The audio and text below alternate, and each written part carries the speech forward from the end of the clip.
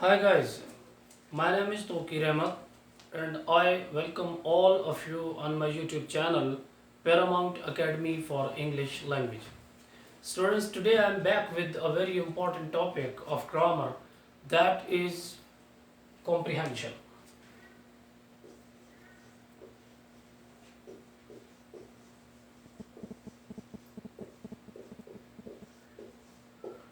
First of all, I shall go after the etymology of the word, which we call in simple words origin of the word. So when we go after the etymology of the word, comprehension is a noun and its verb is comprehend. Verb is comprehend. Comprehend mean, although this word is used in negative sentences or sense, it means to understand something fully, to understand something in its totality, in its entirety, in its fullest extent. So comprehend mean to understand something fully. You know that this is particularly associated with language, because nowadays in day-to-day language we do not say that did you comprehend what I said. We say that did you understand what I said. So this is a word that is not colloquially that is used. It is particularly associated with language, that it means to understand something. Now I am going to tell you about the nature of the question.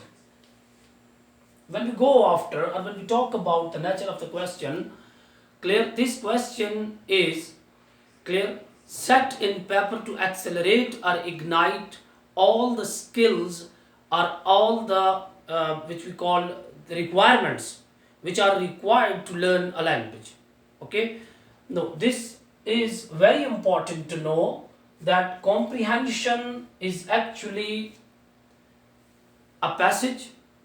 This is a question, first of all, this is a question that is set since from grade 3 to BA level, okay, to higher classes. So this is very important to understand the nature of the question. What happens in this exercise or in this question? Most of the time students are given a paragraph, an extract, clear, and there are 5 to 6 questions appended to that paragraph. Okay, now what are the requirements? Generally this passage is given to understand, to assess or judge the reading, number 1, reading skill, okay, reading. Second is comprehension, and third is reproduction.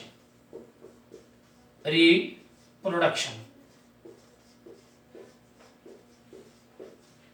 Now what happens when we talk? The passage is given to you and you are asked to read the passage carefully, attentively, meticulously.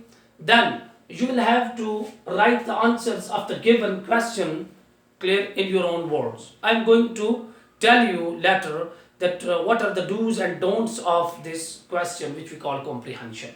So generally when we talk about that, you are given a paragraph, you are given an extract, clear, then there are 5 to 6 questions given at the end of the paragraph, and you are asked by your examiner to write the answers of those given questions in your own words. This is at lower level. Okay, when we talk about reading, okay, as I told you that this is a question intended to improve or accelerate or ignite or sharpen your all the skills. Clear? You know that there are 4 skills: reading, writing, listening and speaking. Clear? As a foreign learners, these are the skills which are required to acquire a language, which are very much imperative, rather I would like to say incumbent, compulsory, obligatory for a foreigner to understand or to learn a language. So these are the 4 skills: reading, writing, listening and speaking. Except listening, all the remaining three skills are ignited or sharpened. Okay? Number one, suppose you are given a paragraph. This is suppose square, this is a paragraph. Okay? You are asked to read the paragraph once, twice, thrice. Okay? Then there are questions given at the end of the paragraph. Question number 1, 2, 3, 4. Okay? Now, how do we approach the question?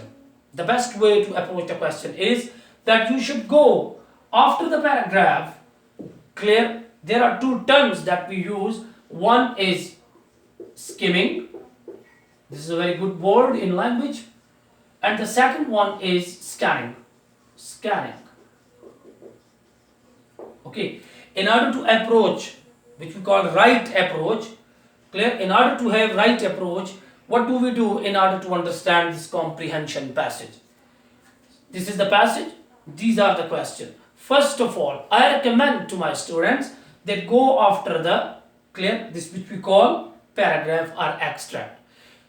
Point number 1 regarding the recitation or reading of the paragraph. Reading of the paragraph. Clear? First of all, read the paragraph, okay, skimming. Read the paragraph hastily, okay, without paying ultra attention, clear? But only try to get the gist of the paragraph. Get the gist, okay? Gist means central idea, pivot around which the whole paragraph revolves. Gist means the most important point, clear, around which the whole paragraph revolves. Number 2, this is called skimming. Okay, you read the passage hastily without paying ultra attention, and you try to get the central point or the gist. In other words, this is called crux. You try to understand the crux, what the passage is about, what the extract is about. This is called skimming. Clear? Second is scanning. What do I mean by scanning? Now, you read the text or the paragraph verbatimly. Verbatimly. It means word by word. Clear? Second is that you read the paragraph word by word, verbatimly. Okay? You read the paragraph word by word and you pay fullest attention to each and every word of the paragraph, because you will have to answer. Clear? Number 1. Number 2, you try to collect the data, a piece of information that has been provided, and then later you will be asked about that data, that information. So, when you read the paragraph once, twice and thrice, if you are a good reader, clear, if you are in habit of reading, okay, you aren't in need of twice or thrice. Okay, if you are not a good reader, if you are a poor reader, okay, if you are a prolific reader, means if you read a lot, if you are in habit of reading a lot, clear? If you are a prolific reader, then you aren't in need of reading it twice or thrice. Okay, you get the idea simply by reading once.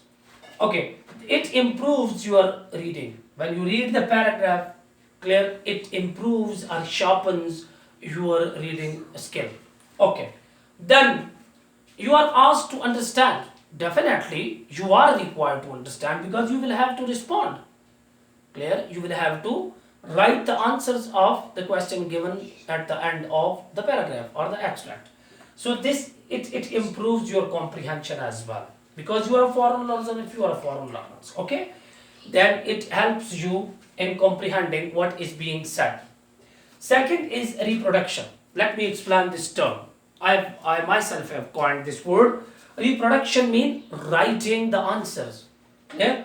You will have this here, in this portion. You will have to write the answers of given question. These questions are based on this paragraph. So there are things that you will have to bear in mind regarding comprehension question. Number 1, you will have to keep in mind the subjectivity.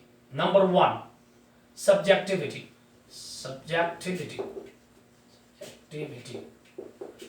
Okay, although this is a term, something heavier one.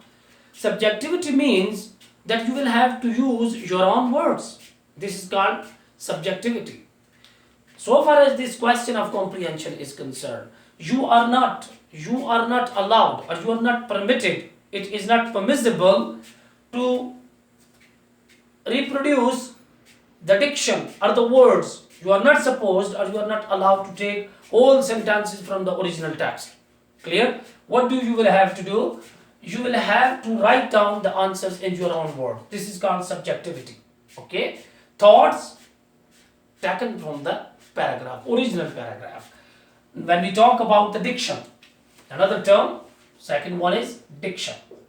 What is diction? Choice of word. Choice of words. So when we talk about the diction, you will have to use your own word. Most of the time you are asked, clear, read the paragraph and write the answer in your own word. It means that you are not allowed to take, clear, or to grab the whole sentences or clauses from the original text. Original text, when do I mean? Whenever I say original text, it means the passage or the paragraph given. So diction, choice of word. You will have to use your own word. Okay, this is number 2 regarding comprehension.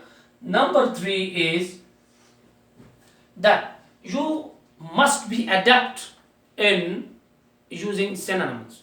Okay, words having same meanings. Because if you come across a word that you do not know the meanings of, then you must have an alternative word at your disposal to, clear, write. So this is very important, that you must have, clear, sound knowledge of synonyms. Okay, synonyms, antonyms, homophones, homographs, because these are, clear, these are the terms that you would be in need of while writing the question of comprehension. So, point number 4, don't use, never ever use bombastic language. Bombastic language. What do I mean by bombastic language? Hard words which are not easier to understand. Because this is, you are writing for your examination point of view. Okay? This is an exercise that you are writing for somebody else. Your examiner is going to check. Clear? So you have to be very simple, very lucid, very clear. Use very condensed, compressed type of sentences. Okay? So, but not at the cost of clarity. Compression, condensation. Okay, but not at the cost of clarity. You must be clear. Whenever you write, you must be clear in your writing. Okay? You should say, clear, in very simple, lucid, clear language. So this is simplicity. Simplicity. Okay? You must be simple in whatever you write. This is reproduction. Okay? So here we have seen that this exercise of comprehension, okay, sharpens your ability to read, clear, your ability to understand the written text, and at the same time it sharpens and whets, clear, your ability to write. So these are the things that we are required to acquire a language in its sound terms. So I hope that today's video, although it's a very short video, I hope that it would be of greater help to you to understand the nature of the question, how do we approach a question, and what do we do and what we shouldn't do when we talk about or when we tackle the question of comprehension. Inshallah, I'll be back with a new video. Please don't forget to subscribe the channel and click the bell icon. Till then, take care of yourself. Bye.